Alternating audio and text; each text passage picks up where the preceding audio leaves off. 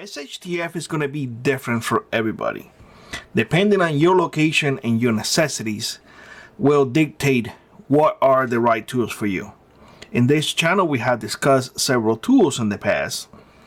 KS47, AR-15, I don't know, you name it, 22 to me is one of the most versatile rounds out there. And although I hear folks complaining that, well, you might as well just throw a rock than just have a 22. I 100% disagree with that. The 22 will mess you up. The thing is that when people say those type of things, they just don't know. And you have to forgive their ignorance. And let's be honest, everyone has an opinion of the perfect SHTA rifle or SHTF sidearm. Everybody has an opinion, and you are entitled to your opinion. That doesn't mean that you are right or you're wrong. It's just an opinion. So let's talk about something a little different today. Let's talk about something that perhaps most people will call it old school, and sure is. Outdated, I would say not even close. Reliable, brutally reliable. And we're going to be talking today about the wheel guns. I'm talking about revolvers, and I'm talking about lever actions.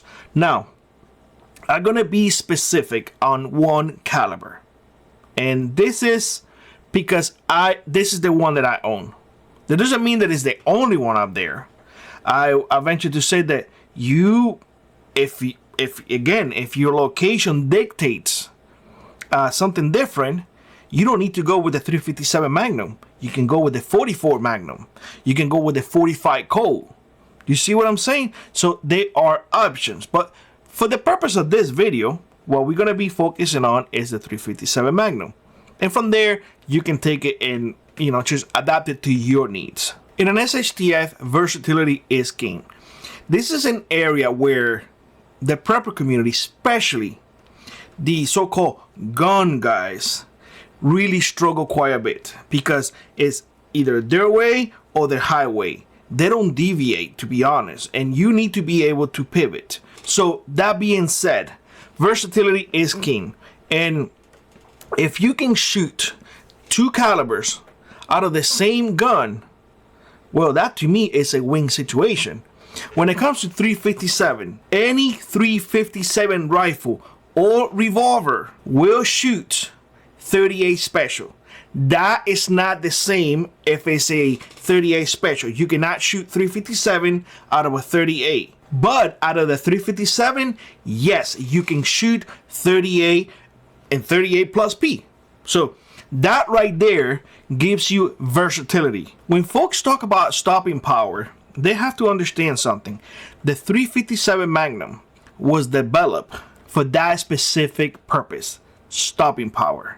In fact, back in the old days, with the gangsters and whatnot, if my memory serves me right, they were shooting 38 where the 38 did not have that penetration power that they needed because they were hiding behind the cars and whatnot. And back then, cars were built. Not like today, they're just plastic. No, back then, they were cars. And, the 38 or the 45 was not capable to just go through it. The 357 Magnum, however, did. And if you consider that stopping power, then the 357 Magnum is proven. It's not theoretical, it is proven. So if it can go through a car, back in the old day car, can it be used for self-defense? I think everybody can agree that the gold standard is 357 when it comes to self-defense. And if you disagree, you're more than welcome to give an explanation. Don't just put in the comment section, I disagree with you, Billy, and you a traitor. You told me nothing, so now I am very confused. Nonetheless, I will say this. So these revolvers and these rifles don't require magazine.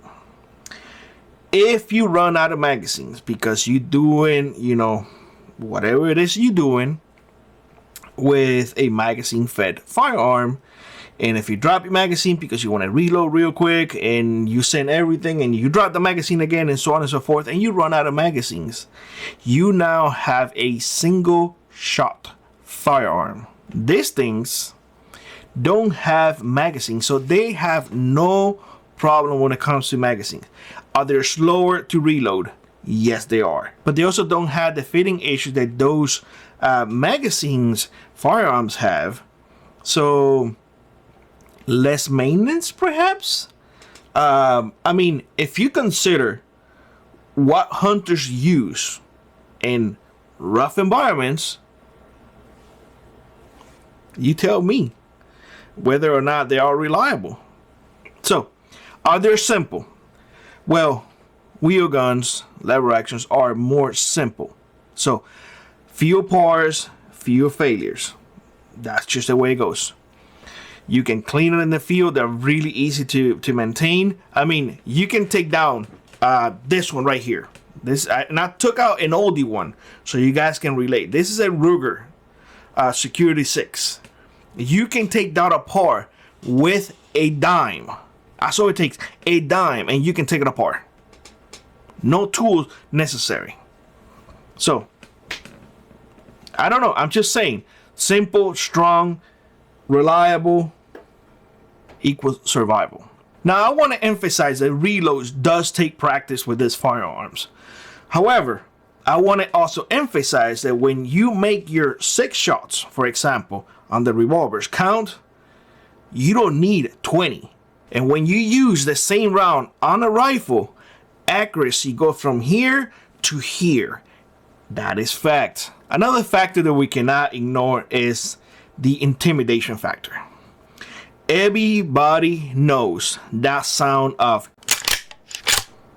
Everybody knows it. And the moment that people hear it, their hairs in the back of their neck will stand up as, holy shit, what the hell was that? Same as with the shotgun. Everybody knows the sound of the shotgun. And the moment that they hear it, they take off. Because ain't nobody wants to get shot. So, again, will the 357 Magnum be a good option during an SHTF? I think a 357 Magnum is an option at all given time. It's a perfect, really reliable round. It has been proven. Yes, it's old, but it's not obsolete. Can they be used for hunting purposes? Absolutely. From a rifle, I mean, we're talking about a increase in accuracy, and that long barrel will maximize that bullet capability. So, to me, honestly, if what you have is a rifle in 357 and a revolver in 357, you are not in bad shape at all. In fact, I think you're golden. Now, perhaps a lot of you may disagree with me. Perhaps a lot of you may agree with me. I would love to hear from y'all. And always remember, those who prepare today will not struggle tomorrow. With that being said, I hope you have a great one, like I was rock on, prep on, and I will see you in the next one. Bye-bye, everybody.